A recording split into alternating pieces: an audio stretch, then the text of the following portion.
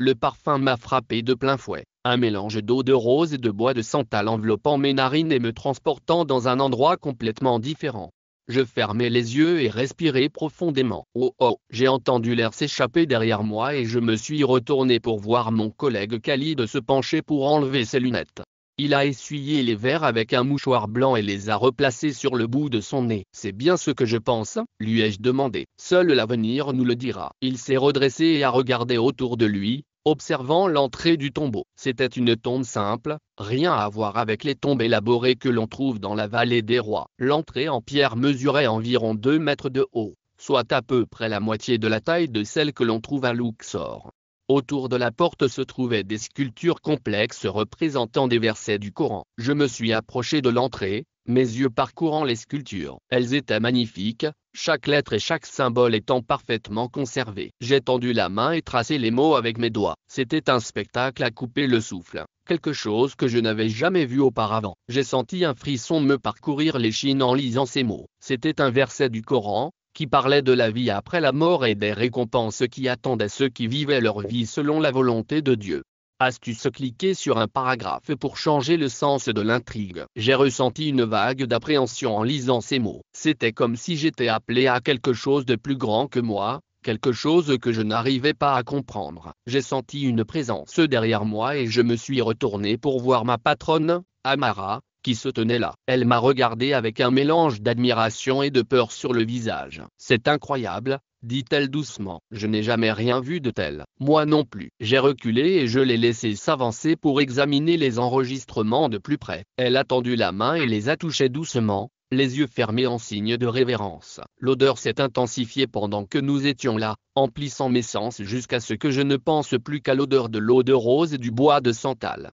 Khalid s'est avancé et a tendu la main pour toucher les sculptures. Il a passé ses doigts dessus, ses yeux parcourant le travail complexe. Je l'ai observé, me demandant ce qu'il cherchait. Comme s'il répondait à ma question, il s'est penché et a examiné de plus près le bas des sculptures. Je vis ses yeux s'illuminer lorsqu'il trouva quelque chose et je m'avançai pour voir ce que c'était. C'était un petit levier, caché à la vue. Je l'ai regardé tendre la main et tirer le levier. Puis j'ai reculé lorsque le sol s'est mis à trembler sous nos pieds. Les gravures sur le mur commencèrent à bouger, glissant loin de nous et révélant une chambre cachée. J'ai sursauté en voyant ce qui se trouvait derrière l'entrée. La pièce brillait d'artefacts dorés, de reliques serties de bijoux qui racontaient des histoires d'une époque révolue. J'ai senti un frisson me parcourir l'échine en entrant dans la pièce, mes yeux se posant sur tout ce qui se trouvait devant moi. Je n'avais jamais rien vu de tel. Amara est entrée à mes côtés, les yeux écarquillés par l'incrédulité et l'excitation. Elle tendit la main et toucha l'un des objets, les yeux brillants d'admiration. C'est incroyable, a-t-elle chuchoté. Puis, dans un éclair de lumière, la porte de la chambre s'est refermée derrière nous. Je me retournai rapidement, le cœur battant la chamade. Qu'est-ce que c'est que ce bordel? J'ai entendu la voix de Khalid derrière moi et je me suis retourné pour le voir debout, les yeux écarquillés de peur. Je ne voulais pas la fermer, dit-il. J'essayais juste de l'ouvrir. Ce n'est pas grave, ai-je dit en essayant de le rassurer. Nous trouverons comment l'ouvrir à nouveau. Mais en me retournant pour examiner la porte, je me suis rendu compte qu'il n'y avait pas de poignée de ce côté. J'ai senti un frisson me parcourir l'échine en réalisant que nous étions pris au piège. Khalid s'est avancé, les yeux fixés sur la porte. Nous devons sortir d'ici, a-t-il dit. Sa voix était grave et pressante, pleine de peur. Je me suis retourné et j'ai vu Amara debout, les yeux écarquillés par la peur. Elle semblait sur le point de s'évanouir, et j'ai tendu la main pour lui prendre le bras. « Tu vas bien ?» j'ai demandé. Elle a hoché la tête, détournant son regard de la porte. Elle a hoché la tête en détournant le regard de la porte. Trouvons un moyen de sortir d'ici. Khalid s'est avancé, les yeux fixés sur elle. Nous devrions emporter un peu de tout cela avec nous, dit-il. D'abord, nous devons trouver un moyen de sortir. Amara a pris une grande inspiration, ses yeux balayant son environnement. J'ai vu son regard se fixer sur quelque chose et je l'ai suivi jusqu'à ce que je remarque une pierre détachée sur le sol de la chambre. Elle s'est avancée et s'est accroupie pour la forcer à s'ouvrir, révélant un passage étroit. J'ai changé un regard avec Khalid, puis m'avancé pour examiner le passage de plus près. Il était sombre et étroit, à peine assez grand pour nous permettre de ramper. Mais il semblait être notre seule issue. Je me suis retourné pour regarder Amara, qui m'observait avec anxiété. Elle a hoché la tête et j'ai avancé, me traînant dans le passage. L'air du tunnel était lourd et moisi, imprégné de l'odeur de la terre et de l'humidité. J'avançais en rampant, le cœur battant à tout rompre dans ma poitrine. J'entendais la respiration d'Amara derrière moi, mais le silence était total. J'avais l'impression de ramper dans une tombe, l'air devenant plus dense et plus lourd à chaque pas. Je voulais revenir en arrière, échapper aux ténèbres qui m'entouraient. Mais je savais que je ne pouvais pas. Je devais continuer à avancer, même si j'étais terrifié. J'ai rampé vers l'avant, mes mains griffant les murs de pierre du tunnel. « Tu crois que ça mène à la sortie ?» La voix de Khalid résonna doucement, brisant le silence oppressant. « Je l'espère », répondis-je, essayant de garder une voix stable malgré la peur qui me rongeait. Le murmure d'Amara nous parvint de l'arrière, nous n'avons pas d'autre choix que de le découvrir. Soudain, le sol se mit à trembler sous nos pieds. J'entendis le bruit d'une chute, qui s'amplifiait de seconde en seconde. Amara sursauta derrière moi et je sus qu'elle l'avait entendu aussi. « Qu'est-ce qui se passe ?» La voix de Khalid était tendue par la peur. Je ne répondis pas, rampant vers l'avant aussi vite que possible. L'air s'est chargé de poussière et de débris, rendant la respiration difficile. J'ai entendu le bruit de la respiration précipitée d'Amara derrière moi et j'ai su qu'elle avait peur. Je voulais retourner la rassurer, mais je ne pouvais pas. Je devais continuer à avancer, coûte que coûte. L'obscurité semblait se refermer autour de nous, rendant la vue et la respiration difficiles. J'avais l'impression de suffoquer, l'air devenant plus dense et plus lourd à chaque seconde. J'entendis la voix d'Amara derrière moi, mais je ne comprenais pas ce qu'elle disait. « Continuez à avancer », lui criai-je, « nous devons sortir d'ici. » Le grondement s'intensifia, le sol tremblant violemment sous nos pieds. J'ai entendu le bruit des rochers qui s'écrasaient derrière nous et j'ai compris que le tunnel était en train de s'effondrer. La panique s'empara de moi à l'idée que je pouvais être piégé ici, enterré vivant sous les décombres. « Attendez !» a appelé Khalid, sa voix étant à peine audible dans le bruit. « Et si ce n'était pas qu'un simple passage ?» La voix d'Amara tremble lorsqu'elle répond. « Comment ça ? Et si c'était un tunnel qui s'effondrait après toi ?» Je n'ai pas répondu, j'ai avancé aussi vite que j'ai pu. Le grondement s'intensifiait, mon cœur battait la chamade dans ma poitrine. Je savais que le temps nous était compté. J'ai vu une faible lumière devant moi et je me suis poussé en avant, rampant aussi vite que possible. L'air était chargé de poussière et de débris, et il était difficile de voir ou de respirer. Mais j'ai continué à avancer, poussé par le désespoir. À mesure que nous approchions de la lumière, le couloir commençait à se rétrécir. Je me suis faufilé dans l'étroite ouverture, le cœur battant la chamade. Le grondement s'est amplifié et j'ai compris qu'il fallait faire vite. Je me suis faufilé dans l'étroite ouverture et j'ai émergé de l'autre côté, clignant des yeux sous l'intense lumière du soleil. J'ai pris une grande bouffée d'air frais et j'ai senti une vague de soulagement m'envahir. Nous avons réussi. Nous avons vraiment réussi à sortir vivants. Je me suis retourné pour regarder Amara et Khalid, qui se faufilaient dans l'étroite ouverture derrière moi. Ils avaient l'air secoués, mais ils allaient bien. Amara tenait un artefact qu'elle avait réussi à attraper en sortant du tombeau, ses mains tremblaient en le serrant fermement. Khalid jeta un coup d'œil à l'artefact. Ses yeux s'écarquillèrent. « Amara, où as-tu trouvé ça ?»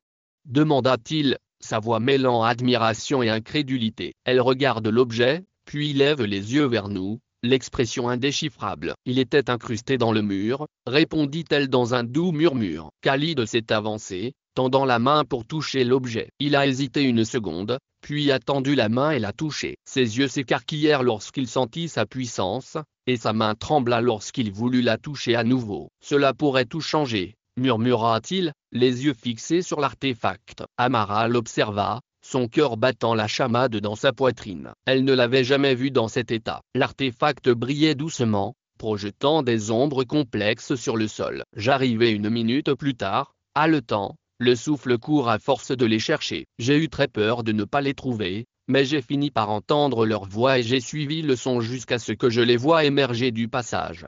Mes yeux s'écarquillèrent à la vue de l'artefact, mon cœur battant la chamade dans ma poitrine. « Où as-tu trouvé ça ?» j'ai demandé, ma voix dépassant à peine un murmure. Amara a levé les yeux et j'ai vu la peur dans ses yeux. Elle savait ce qu'était cette chose et ce dont elle était capable. « C'était dans le tombeau », répondit-elle doucement. Je m'avançai, les yeux fixés sur l'artefact. J'avais entendu des histoires sur ce genre de reliques, mais je n'en avais jamais vu. Nous nous sommes regroupés tous les trois, les yeux fixés sur l'objet brillant. L'air était chargé de tension et d'anticipation. Je pouvais sentir la puissance qui en émanait, même à quelques mètres de distance. Nous devons trouver un endroit sûr pour l'étudier, dit Amara en jetant des regards prudents autour de nous. J'acquiesçai, l'air grave. Nous ne pouvions pas rester ici à découvert, pas avec quelque chose d'aussi puissant. Nous devions retourner au camp et trouver un endroit où le cacher jusqu'à ce que nous sachions quoi en faire. Je jetai un coup d'œil à Khalid, qui fixait toujours l'artefact avec admiration. Viens,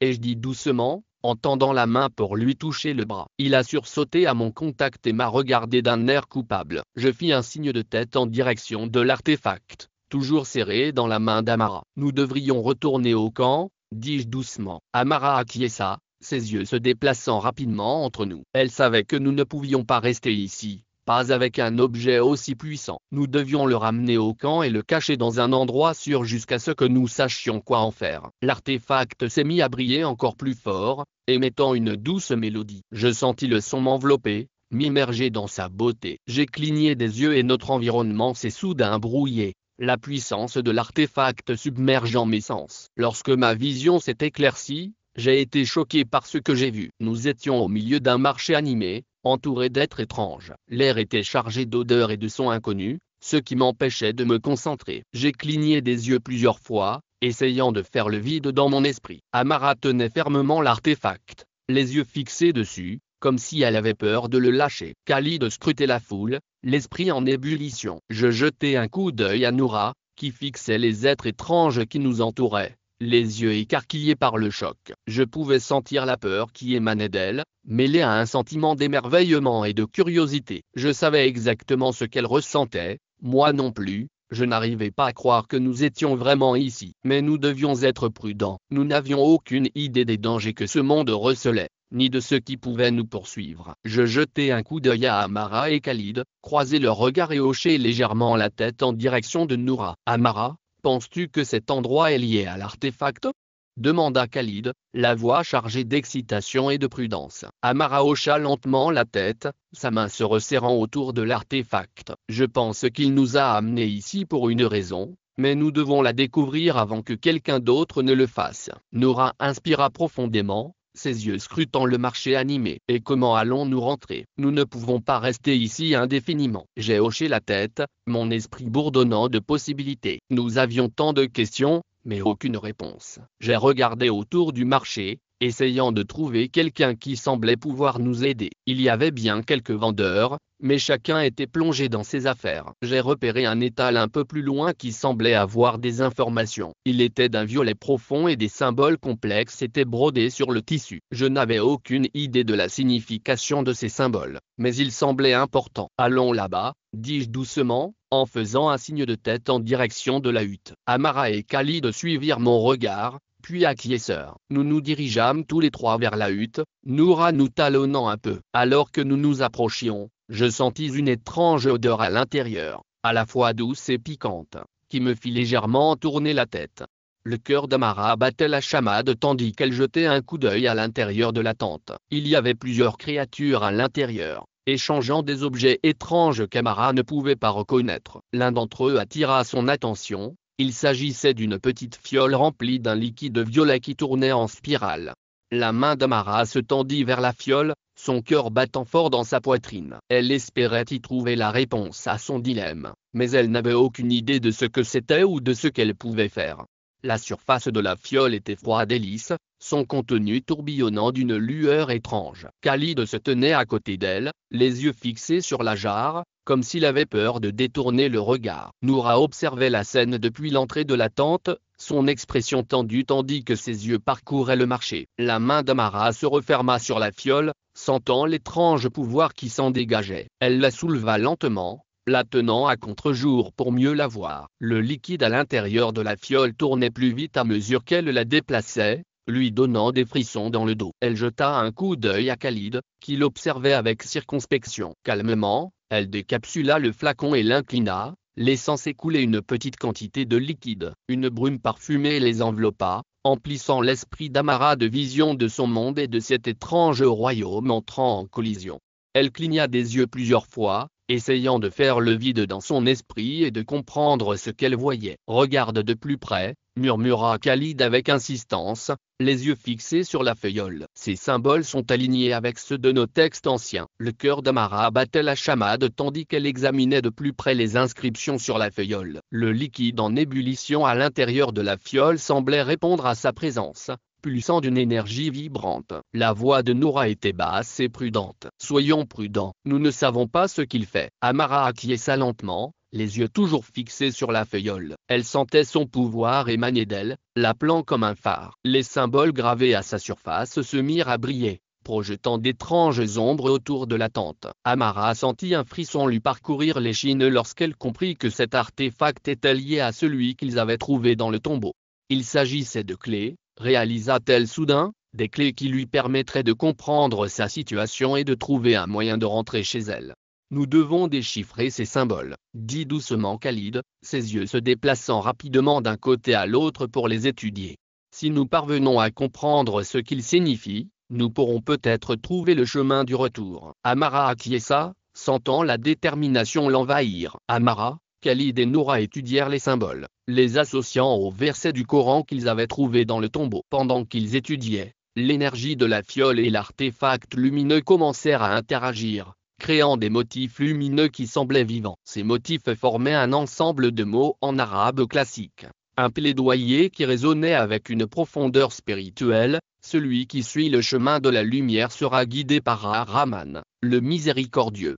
Comprenant qu'il s'agissait de bien plus qu'une simple relique, Khalid récita la supplique à haute voix, sentant la puissance des mots résonner autour de lui. La place du marché environnante commença à se dissiper comme un brouillard, révélant un passage doré rempli de calligraphie lumineuse soulignant des passages du Coran sur la foi, la miséricorde et l'équilibre entre le bien et le mal. Une fois le passage franchi, le trio revient dans le monde réel, à proximité du tombeau où tout a commencé. L'artefact a disparu de leurs mains, mais il a laissé derrière lui une inscription sur le sol qui dit « Celui qui cherche la connaissance trouvera la vérité quand l'intention est sincère ». Ils ont compris qu'ils avaient été choisis pour ce voyage spirituel non pas par hasard, mais pour apprendre quelque chose de plus grand. Ils ont décidé de garder secrète leur expérience dans ce marché mystique, mais ont partagé la signification des versets trouvés dans la tombe avec la communauté musulmane locale. L'histoire est devenue une source d'inspiration sur la façon dont les enseignements islamiques de la foi et la recherche de la vérité peuvent guider même les chemins les plus incertains. Amara, Khalid et Noura ont décidé de consacrer leur vie à l'étude et à la préservation du patrimoine culturel et spirituel de l'islam, en transmettant ce qu'ils avaient appris sur l'importance de l'humilité, du courage et de la